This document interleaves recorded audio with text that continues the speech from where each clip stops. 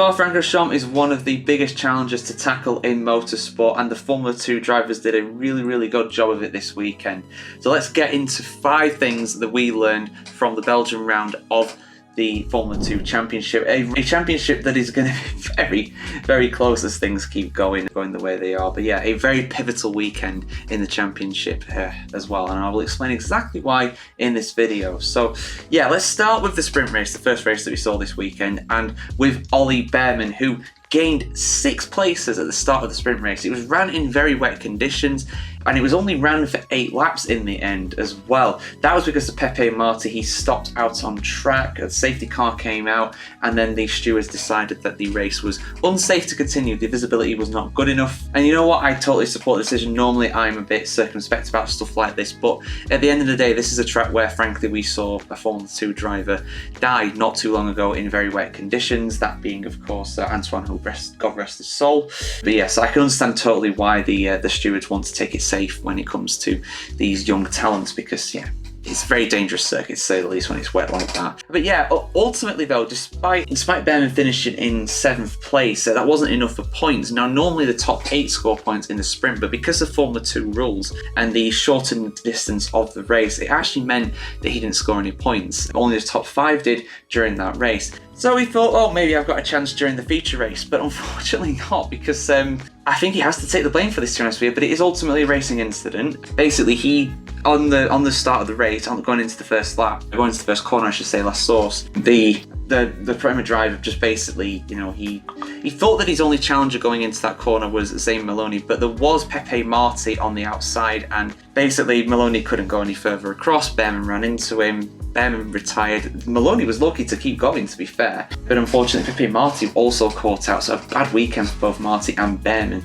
this weekend in Spa. So they will hopefully have a better time at Zandvoort in a few weeks, well, in about 4 weeks' time. I've got to give a mention to my man Kimi Antonelli as well. I mean, he's someone I was waxing lyrical about intensely after his display in Hungary a few weeks back, or last week I should say.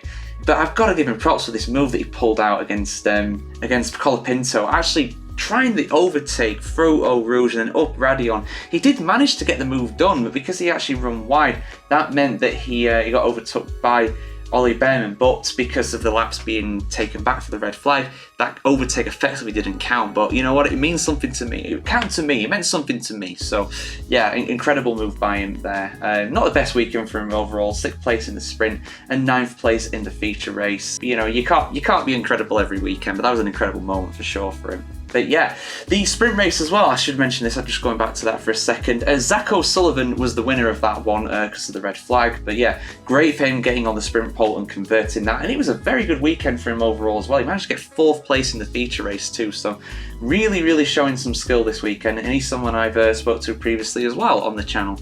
Yeah, do check out my 5 minutes interview with him just after he won his first race around Monaco. This one will probably mean a little less to him, admittedly, but at the same time, it's a win around Spa. A win is a win at the end of the day. The 4th thing that we learned is in the feature race, there was an incredible battle between the top 2 in the championship, Isaac Hadjar and Paul Aaron. Both of them were putting on an incredible display. They were passing each other constantly throughout. 1st lap, 8th lap, 12th lap, I think it was, something like that. They just kept passing each other constantly.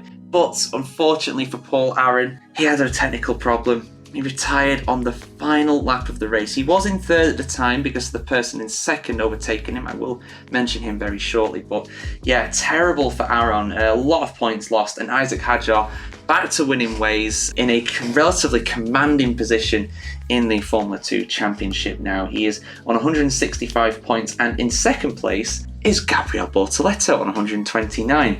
Paul Aaron is on 124, but yeah, that is a big lead that Hadjar has, but there is a lot of rounds still to go. There are 4 rounds still left: Monza, Baku, Losail and Yas Marina. They're not running Formula 2 around Zandvoort. My apologies for that, they usually do, but not this year. But yeah, very impressive by Hadjar, also impressive by Bortoleto as well. This kid is something else. Like, honestly, he's incredible. He's up in 2nd place in the championship, and he's kind of ghosted into it almost. I mean, he's only had 1 victory this season, but just consistent point scoring. I mean, he's only had 1 time in the last, going all the way back to Imola, when he's not scored points.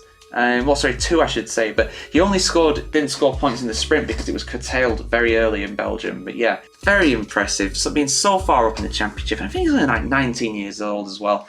He is definitely one for the future. I'll be so happy if Brazil gets a Formula 1 driver as well soon. Bortoleto is definitely looking like a very strong candidate to be that man. But yeah, those are the 5 things we've learned, guys. A huge weekend for the championship in F2, and there's still a long way still to go. And of course, we will be covering it throughout with these 5 big news and any kind of significant news when it comes to driver transfers as well. So yeah, guys, what did you think of the Belgium round? I thought it was a very relaxing Spa break, suitably intense, suitably beautiful as well. So yeah, keep it tuned to the F1chronicle.com to see much more content on F2, F3, and of course Formula 1, just like this.